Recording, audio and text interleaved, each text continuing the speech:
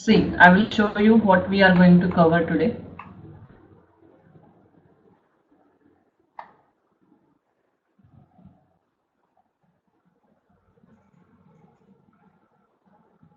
See the syllabus for today. What is programming? Then what is algorithm and flowchart as the first step for developing any application. Then if we are developing any application, then the process will start from a programming language. It can be Java, .NET or any other. But always for starting any programming, we should know some words related to programming like identifiers, keywords, constants, literals.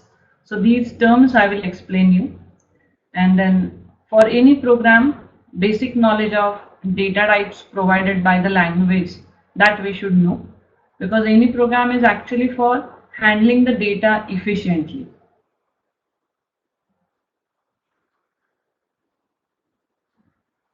Okay, okay, Prajot. When it was, I cannot remember that. Sorry. When you did this? Okay, okay, good, good. Nice, nice. See, so for any programming language, first for handling data using that coding language, we should know different data types available in the language. Then here today we will focus on Java. Actually, I'm using Java to explain all this. So simple Java code using Eclipse I will explain. Then how program is compiled, then launched. Simple code, if I don't have Eclipse, then using Notepad how I can write. And then command prompt for simple commands. Nice simple codes for decision making and loops we will cover today. So this is the actually focus for today. So let's begin with our notes.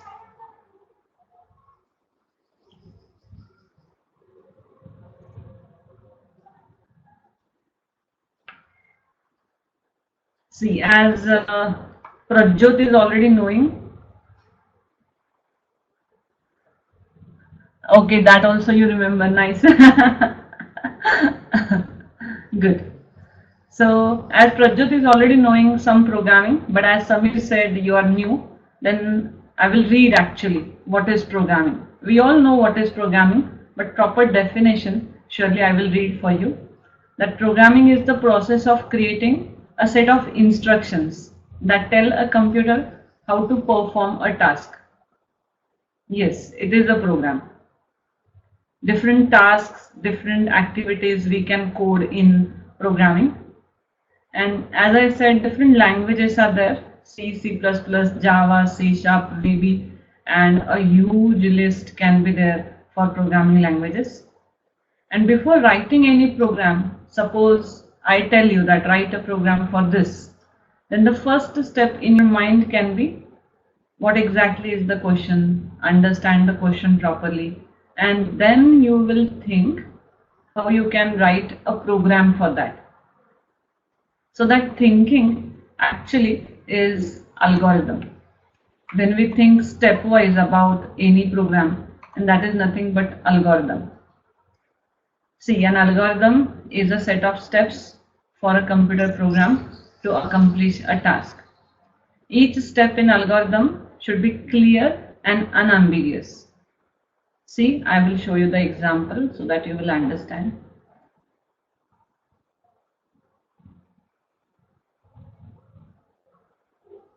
Suppose a very simple example, that addition of two numbers. An algorithm will be a finite instruction set. So there will be surely start and stop step. Declaration of some variables in order to store the data in that. Two numbers for accepting input, and surely the third variable for storing the result of addition. So in this code we will need at least three variables. Variables where every time we can change the value and perform some activity on it. When we declare any variable, we will get some amount of memory in which we can put our data.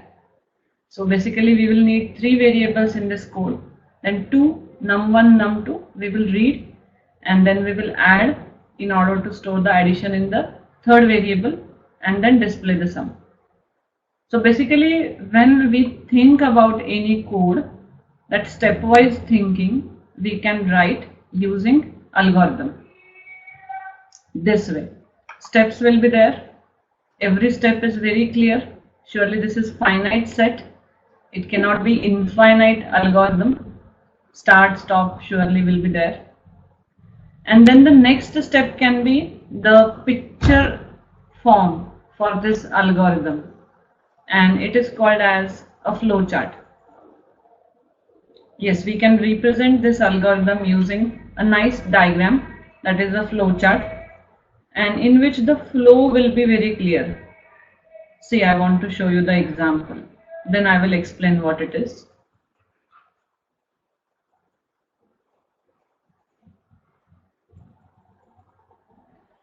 See, this is the flow chart for the same thing, addition of 2 numbers. Again in this you will find start and stop, then declaration of variables, input, that reading num1 num2, then some calculation, that is addition here, then printing, that is display the result. So this is how we can actually show the flow of the program execution using such diagram, which is called as a flowchart. Now when we draw a flowchart, there is a proper convention for each shape in this. See the table here. What is a flowchart? Diagrammatic representation of an algorithm. For small programs it is very easy to draw a flowchart, but for lengthy projects actually it is divided into modules, and for each module we can think about a nice algorithm and then we can represent it using a flowchart. So in every flowchart you will find some flow lines which will represent the flow of your execution of your code. And see this oblong shape, this is for start and stop. Parallelogram shape for input output. A rectangle for any type of calculation or processing. Then diamond for decision making. Suppose if condition is there, and which has 2 possibilities, that if the condition is satisfied, first set of code, if false, if condition is not satisfied, then second set of code. At that time surely decision making is necessary, and for that this type of diamond is used. And these shapes are just connectors. On the same page or on a different page I can use connector, because as I said, for lengthy code it will be difficult to draw a flow chart on the same page, and if it is divided into 10 pages, then there should be the connectivity between pages, and at that time such connectors are used.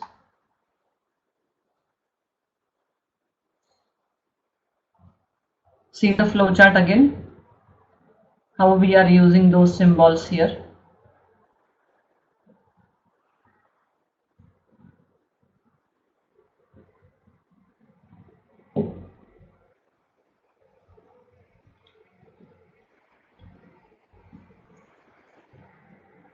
And now actual coding is going to start. I'm going to use Eclipse for Java. See, here I'm using Eclipse Neon. I will ask Prajjot. Prajjot, have you worked in Eclipse?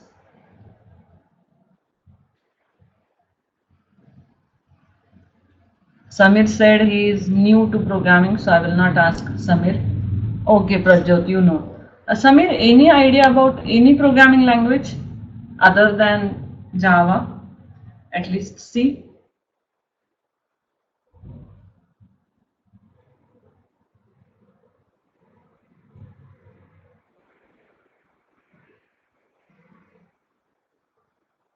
Okay, good. Python also, you know, it is a very good thing. Nowadays it is widely used. So good. So see, I have open my Eclipse here. I will create a small project.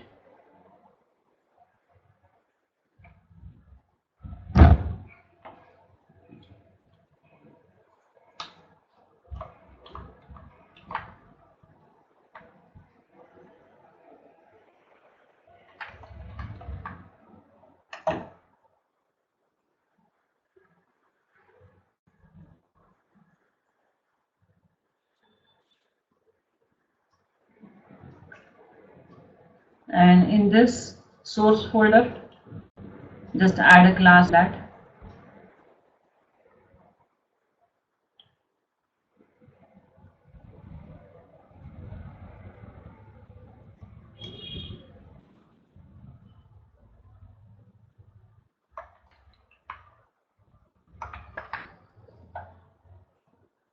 And here is a checkbox for main method.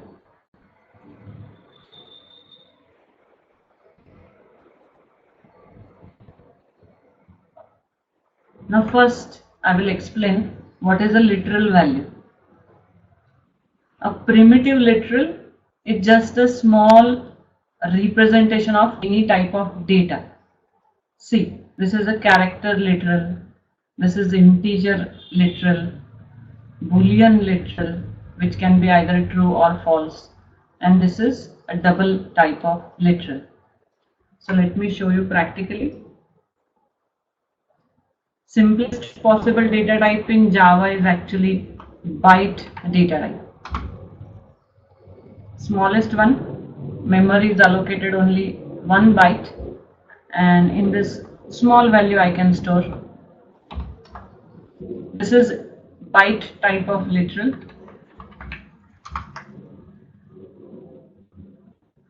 Let us print the value.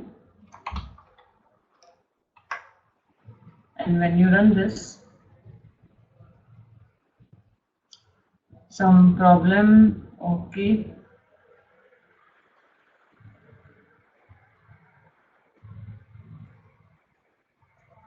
Just launch it using command prompt. See, anyhow that is there in the syllabus for today. I will use command prompt for launching.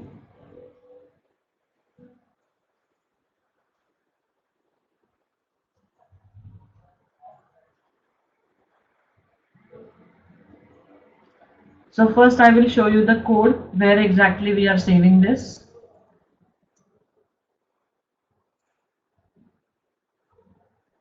See, here it is, intro code.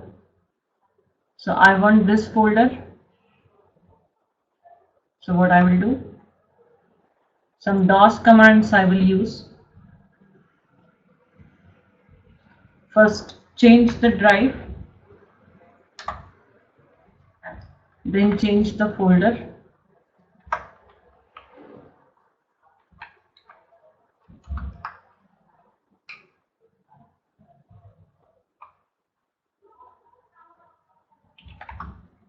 Exactly as it is shown, source folder,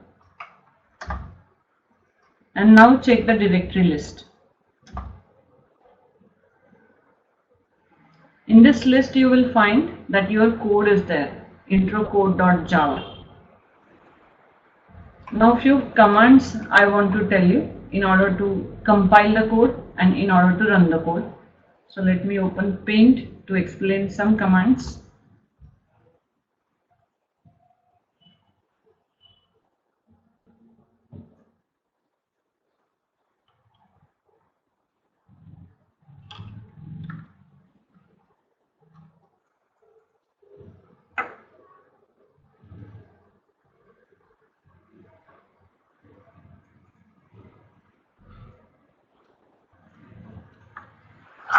So here I have a .java file,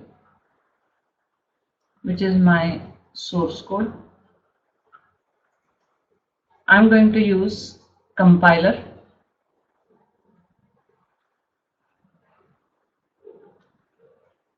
In order to get the equivalent dot class representation of my source code. It is called as a bytecode. And then I'm going to launch it using Java command. This is Java application launcher, and it will give me the output. So this step we are going to follow. First compilation and then launching. So in order to use these commands on the command prompt, Java C, your code with .java extension, and then in order to launch Java and just your code. No need of any extension. So this I'm going to follow. So here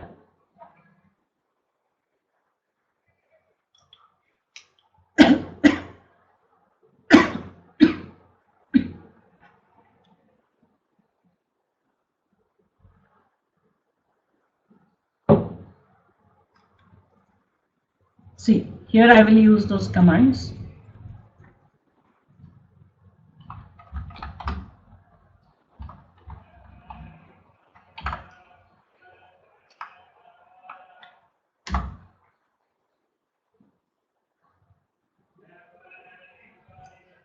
Now see the directory list again.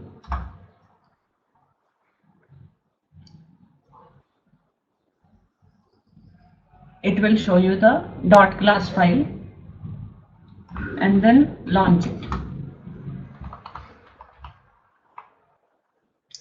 without any extension, and you will get your value. I will copy those commands so that you will remember.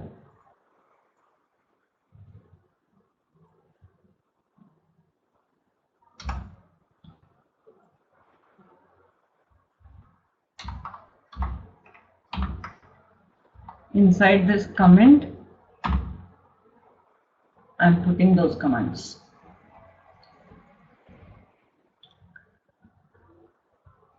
So actually, revise the commands again, what we did, how we are changing the drive and changing the folders. Initially, only one file was there, and now after compilation, we got a class file which we are launching. Now when we install Java, then we get a directory structure. See what it is.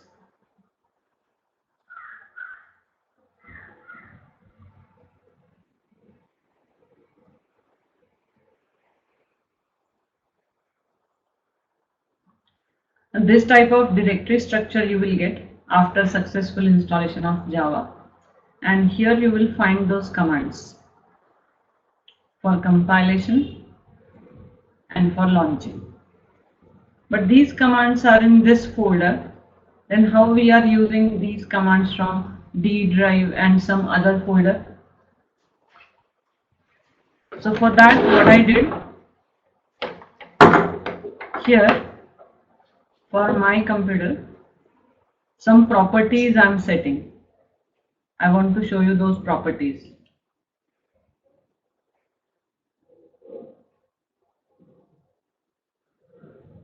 Here you will find advanced system settings.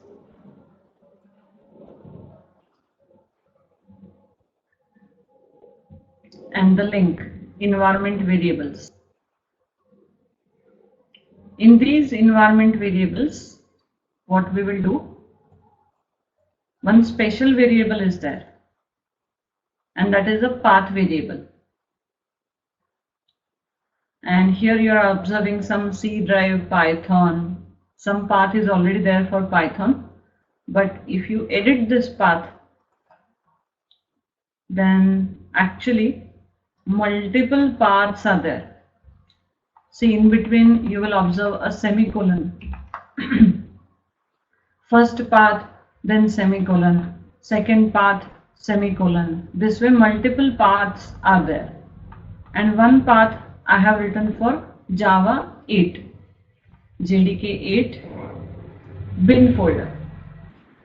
So suppose in your path variable, initially if somebody is using Java, then this path will be always there.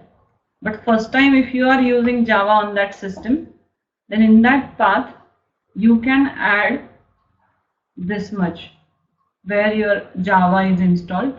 This path you can copy and paste it in that environment variable. Do not delete the existing path. Just at the end put a semicolon and add your path and restart your system. Next time when you log in, it will automatically set the path. But initially for the first time, this setting is necessary. And once this path is in the environment variables, then next time no need to set any path again. The benefit is these Javac and Java commands you can use from any folder. Like I am using from D drive, maybe from some other folder. But commands are always in C drive, program files, Java, bin, whatever path is there. But if environment variable path setting is done, then these commands are available everywhere. Just when you type your command, say Javac, it will show you actually the help about it, that which are possible options for Javac. Suppose I want this -version option. Javac -version. It will show me exactly which version I'm using. So this way many options it will list for Javac command. Now if I go with Java, it will show me different options for Java command. But all these commands are going to run only when you set that path variable. Otherwise surely it will give you a error actually, that unrecognized command. It will not recognize Javac or Java command. So some setting is actually necessary for any programming language. Even for .NET, they have given a special developers command prompt. Yes, developers command prompt is there for .NET. Prajjot might be knowing it. And in that developers command prompt, when we use CSC command for C#, at that time it will recognize that command because it is a developer's command prompt. Otherwise again some type of setting is necessary to use such commands from normal command prompt. So that type of thing is always there in all languages. Even in Python, Samir will be knowing that some setting is necessary in order to use such commands. And then as I said, direct value specification for any data type is possible. Let me use one more data type there.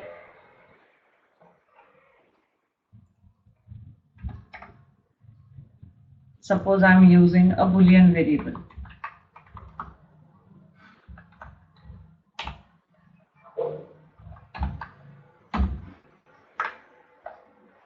If initially it is true.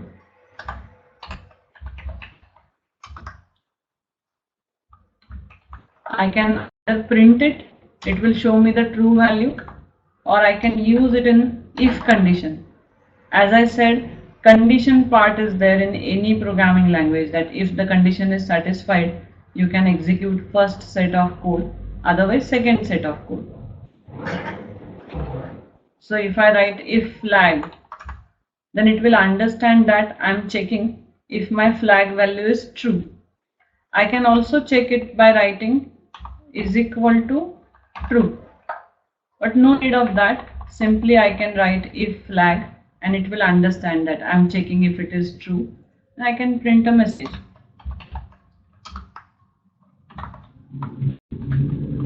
Is true. Else another message, flag is false. So let us try once again what is the output of this. First, after modification, compilation is necessary, and then only you can launch it. See the output? Let's copy this.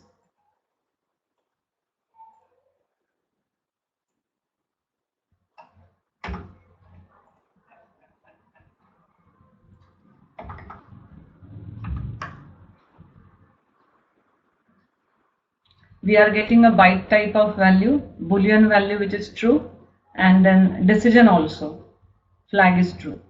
Now for decision also, in that flow chart, that special diamond is there. Let me use my notes to show you. See this way.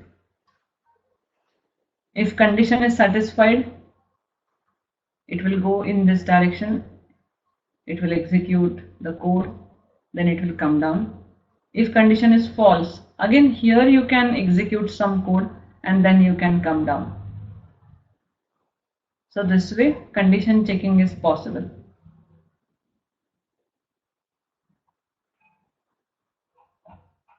See the data types in Java. In every language such data types will be there.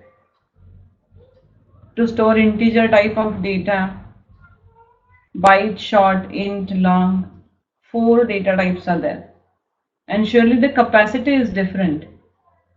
I want to show you that capacity value, that for each data type, how can you check what is the max possible value, because that is interesting to know. Let us print for all. First for byte.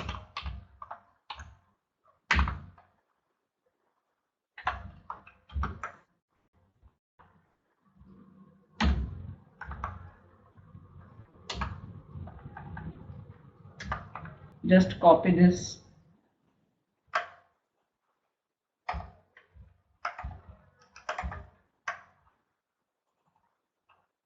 Short, integer, and long. These are the 4 types for integer type of data, but the capacity is different for every data type. Now see the output.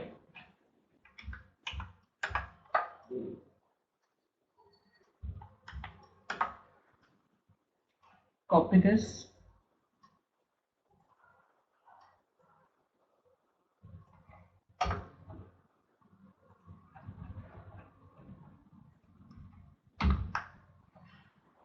See the difference. For byte it is only 127. For short it is 32,767. And see for integer. And this is for long. So if I give you any program, suppose a program for addition of 2 numbers. So you should first of all know that what will be the input. It will be just 1, 3, 5, such small values. Then you can work in byte data type. But if the input is say in thousands, lakhs, crores, then surely you should think about the next possible data type there.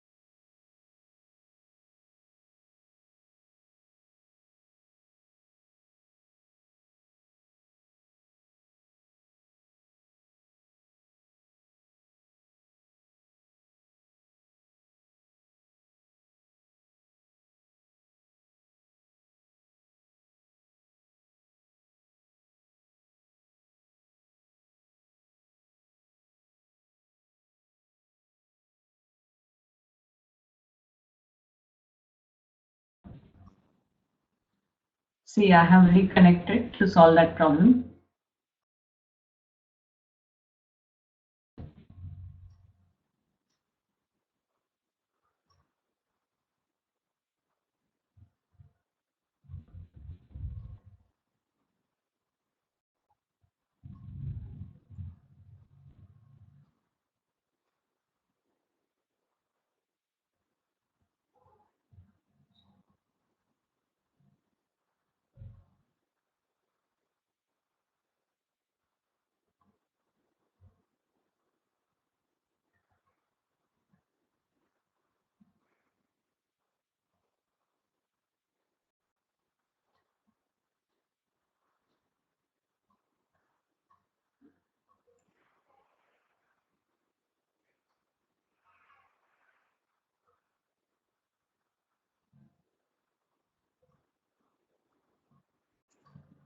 See, shared my full screen with you again. Is this visible?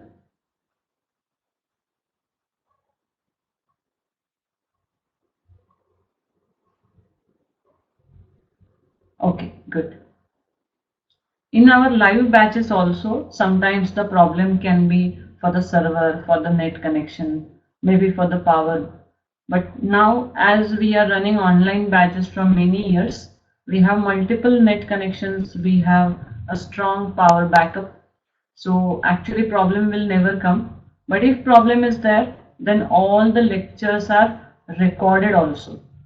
Like I started the recording in the beginning itself.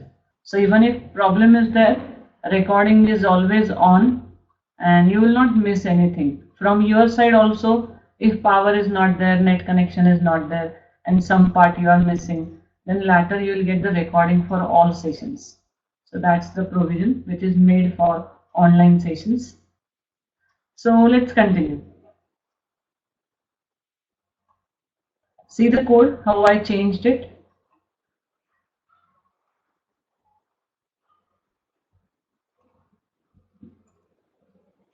I think this much you have understood till flag, and then I added only few lines in order to check the max possible value for every data type. So here we are checking the max possible value for byte, short, integer and long. So the output what we got is this.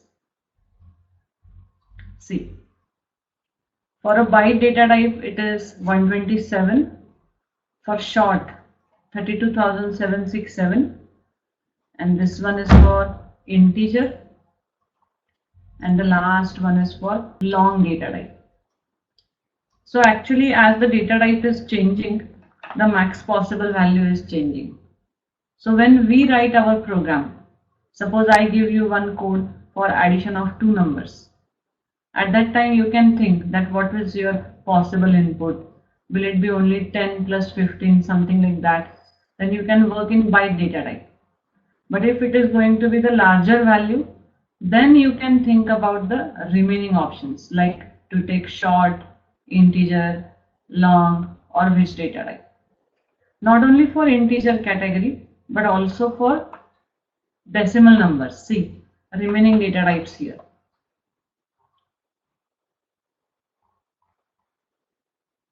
Float and double. Two possibilities are there, where actually decimal point, fractional part, everything can be there in this much allocated memory, 64-bit or 32-bit. But again, range is different. Just check the possible range for these two. Let's type it here.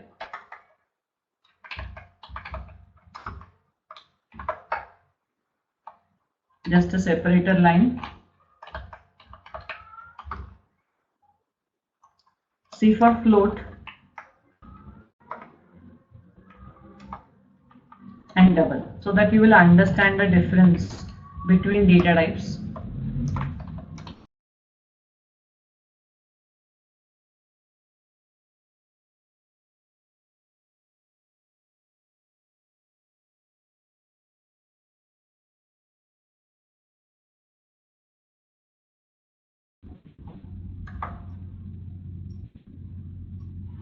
I will copy this for you.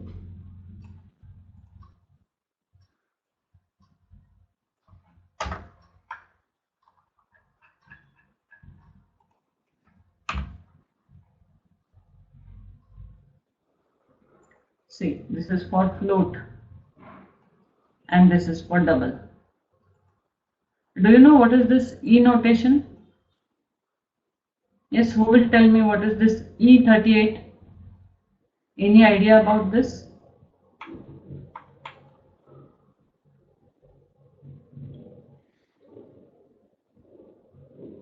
How to read that number when it has that E symbol? Exponential, yes. So when I will read the number, it is 3.40, whichever is the value, multiply it by 10 raised to 38. Yes, this is 10 raised to 38. So quite a big value it is. But then C for double, it is E308. So surely it is a bigger number. So depending on your requirement, you can choose that which will be the suitable data type. Now in Java, yes, 10 raised to 38, it is like that, correct. In Java especially, characters are different. In every language, suppose we are talking about C, C++, then the character set is ASCII character set, American Standard Code for Information Interchange. But for Java and .NET, it is a different set. It is called as a Unicode character set. They are not using ASCII character set. They are using Unicode character set. I will explain what it is.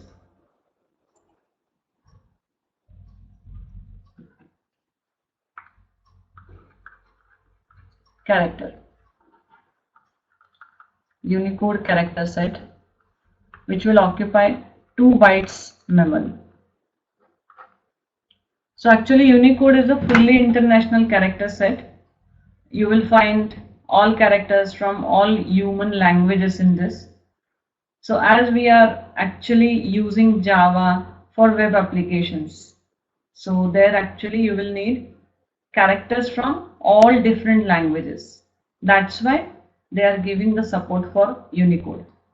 And because of this, the length of char data type is 2 bytes in Java. Also it is same for .NET. In .NET also it is 2 bytes for character. But in C, C++ it was just a single byte memory. So as per the language it will surely change. But yes, for Java and .NET this is common. Boolean we all know, true and false values.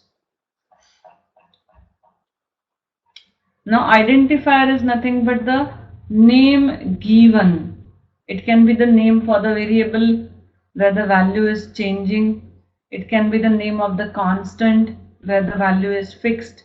It can be the name of a function or a method, name of a user defined class, enumerated type, interface, anything. Because to identify all these, there is a special requirement of a name, and that name given by us is nothing but the identifier. And then keywords, these are reserved words in the language where the meaning is already known to the compiler. Suppose I talk about if, then it will understand that if is a keyword and it is used to check some condition. When I write the keyword, say break, it will understand that yes, break is a keyword and it is used to break the loop. I need not to explain the working of those words because these are already known to the compiler. Now, a very simple question in my mind is why compilation step is necessary? Who will tell me the answer for this? As you know, some coding, why compilation is necessary?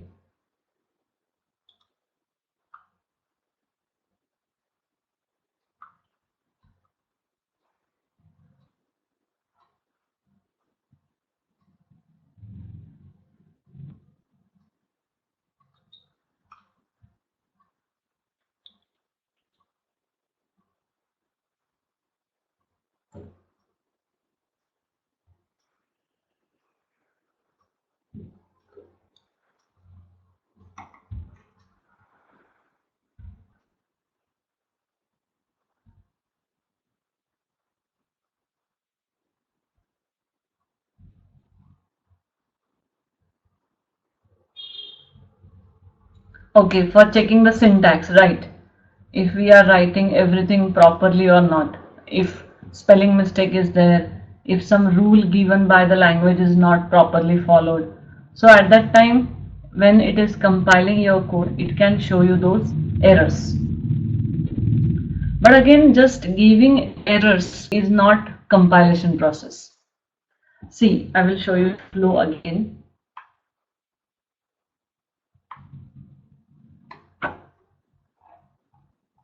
When you write your code, it can be .java or .cs file, whichever language you are using, then that code is not directly executed. Machine cannot understand Java language. Machine cannot understand C# language. So actually, compilation is what? It is the translation process. It will translate your source code into some other form. It can be .obj file if you are using C language. It can be the .class file if you are using Java language. So basically compilation is conversion of your source code into some other intermediate form. In C Sharp, after compilation, you will get a .exe file. So in every language, some different extension you will observe, but surely the translation process means compilation. And during that translation process, if some errors are there, as I said, spelling mistake or the rule given by the language, if we are not following, then it will give you the error. Giving the error is not the main task, but translation is actually compilation. And then the translated code, will it be directly understood by the machine? And actually answer is again no. My .class file machine cannot understand. So again I will need application launcher. This Java application launcher is again interpreter. Yes, this is interpreter. It will interpret line by line your .class file and then it will give you the output. So compilation, interpretation, all these activities are necessary there. Yes, sometimes it is binary code. Suppose it is C language, then machine understandable form, exe form you will find there. In .NET, again executable files are not directly machine understandable. You might be knowing Prajjot. In .NET, if we create .exe file, then that is not machine understandable form. Common language runtime environment. It has one just-in-time compiler, JIT compiler. A JIT compiler will actually again translate your exe file. So in every language, more than one translation phases can be there. In Java also more than one. In .NET also more than one. What about Python? Samir, in Python, how many translation phases are there? Any idea?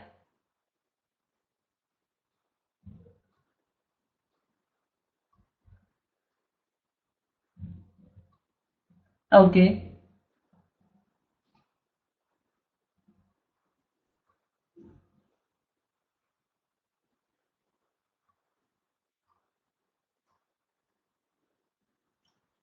Okay, no problem. But for every language, surely some translation is necessary because machine will not understand any language which we use. So either one or more than one translation phases are there. Then finally we get the output. And you might be knowing that Java is platform independent language. Okay, Pradyut, no problem. We have heard and we know that yes, Java is platform independent language. And the reason behind this, I want to tell you that why this is so. Suppose I have two machines. My one machine is using Windows OS and I have one more machine in that I have Linux system. Then in Windows, if I have a .java file and if I compile it to generate .class file on my Windows system, then I will copy this .class file on Linux system. I will copy that and on Linux I will try to launch it. Then surely this is possible. It can show me the output. Because on Linux, whichever Java application launcher we are using, surely that Java application launcher is different from the application launcher for Windows. Yes, this is for sure. If you know from where to download Java, that Oracle's website, and there you will find many different JDK versions are there. JDK for Windows, JDK for Linux, JDK for Mac. So actually Java application launcher for every operating system is different. But the benefit and the plus point is, even if I compile the code on Windows to generate the class file, and even if that generated class file I copy on Linux system in order to run it there, it is allowed, because each application launcher can interpret and can give you the output. Yes, it can interpret your .class file, it can interpret your bytecode to get the proper output. So it will not be important from which system you got your .class file. On any platform, you can launch it. So this is a beautiful advantage that we get in Java. Platform independent nature. Okay, let's go back to notes. Constant values, that means the values which we cannot change. Suppose we are talking about Java, then I want to show you the documentation for Java. In java.lang, there is a special class. Its name is math. And in this math class, there is a constant. Its name is pi. See the declaration of pi value. We all know that pi is a constant, and see the value also. What is the value for pi? Just click on this link. It will show you pi value as 3.1415. This is the value. But this is a constant, nobody can change, because when they declare this, what they did, they marked it as a final member. And if any member is final, then surely it is a constant. And it is static also. Not only final, it is static also. And it means if I want to use it in my code, I will show you. If I want that static pi value in my code, I can write the class name and directly I can access the value, pi value. See the output.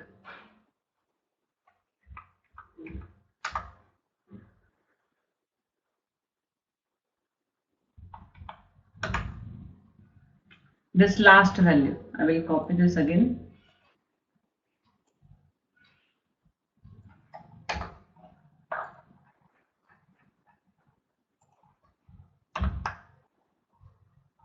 .14. This is the value of pi. So if they have declared it as a static value, then directly by writing the class name we can use it, and as this is a constant, we cannot modify it. We cannot write increment pi, decrement pi, or pi is equal to 10.0. We cannot modify the value.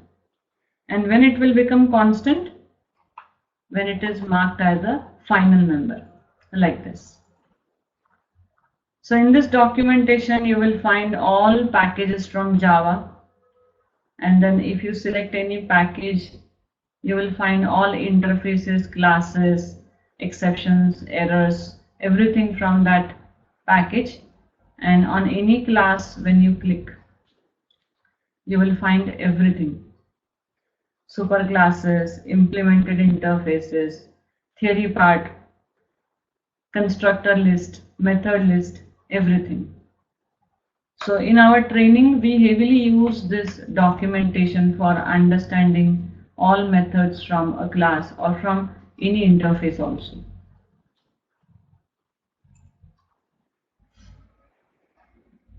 And then data types, I just explained all data types. Decision making also we tested, that how a condition can be tested and Depending on the condition, we can decide which part to run. And one more part for today's session is to give you the idea about a loop. As you know programming, you know what is a loop, but yes, part of my syllabus, I will show you a small code using loop.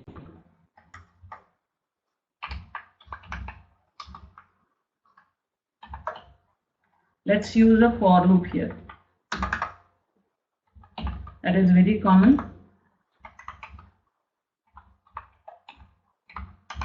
Suppose I want to print 5 hello messages. See how I will do it.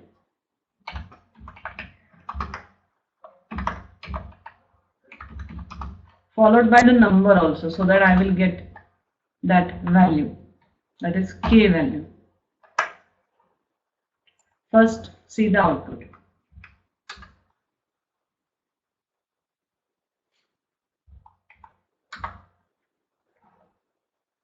We are getting hello message 5 times.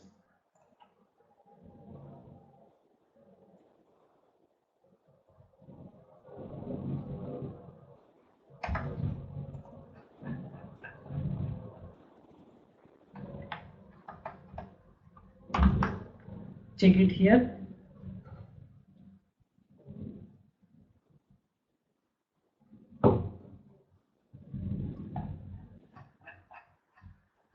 So basically this message is fixed and the value is changing 1, 2, 3, 4, 5.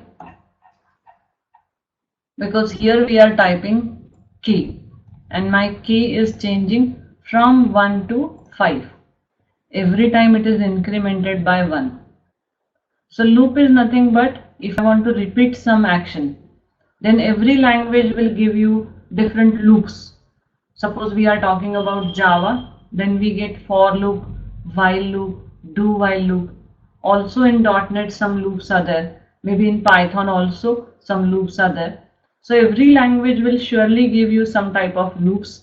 The main idea is loops are used to repeat some action. And like here I am repeating this hello message printing for 5 times. Initial value, end condition, and this increment. I can also decrement it as per the requirement.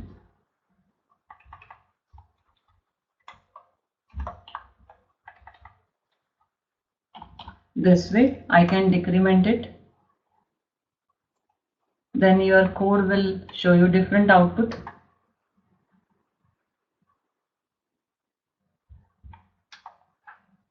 It will show you 5, 4, 3, 2, 1.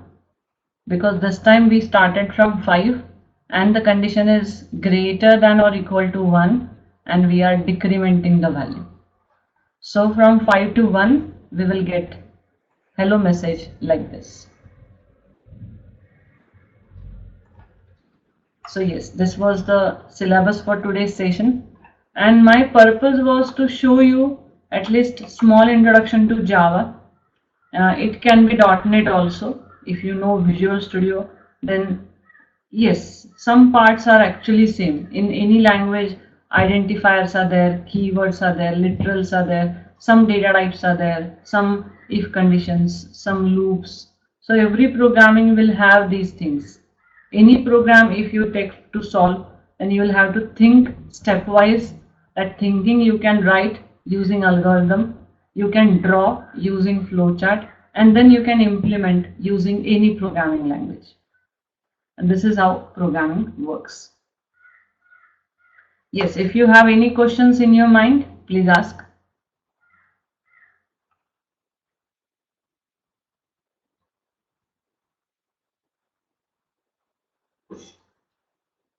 Okay, Samir. Rajat, any questions?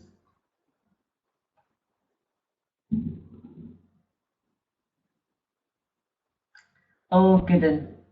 Have you checked our website? How many courses we are offering?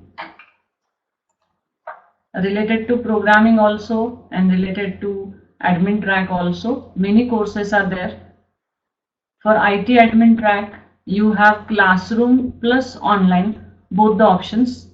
And for IT developer track, we conduct only online batches.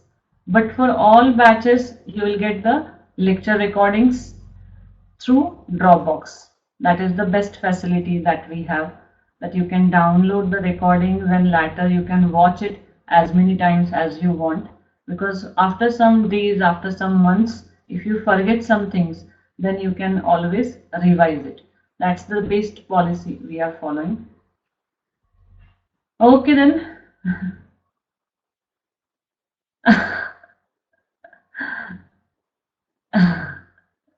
Yes, thank you, Prajot.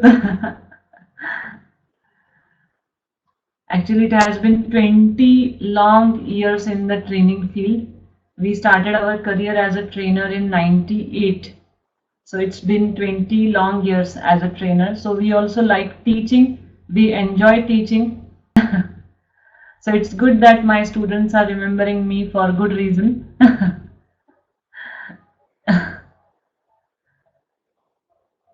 Yes, cloud computing webinar is also there. I think sir conducted that. It was few days back, like if I remember. Yes, yes, correct.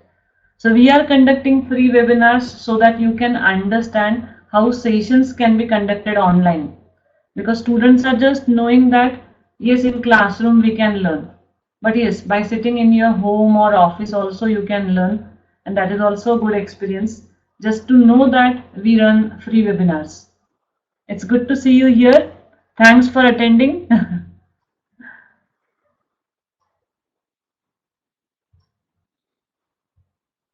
Okay then. Yes, online is always the best solution. But some students are knowing this, some students are not knowing this. Some are actually having a fear in mind that how online sessions will work. Will we be able to attend it or not? But yes, yes, it is a good option.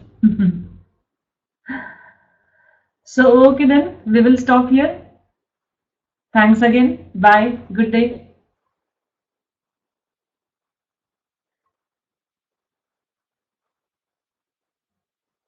Yes, thank you, Prajot. Yes, welcome. Bye. Yes. Thanks, Samir. Bye.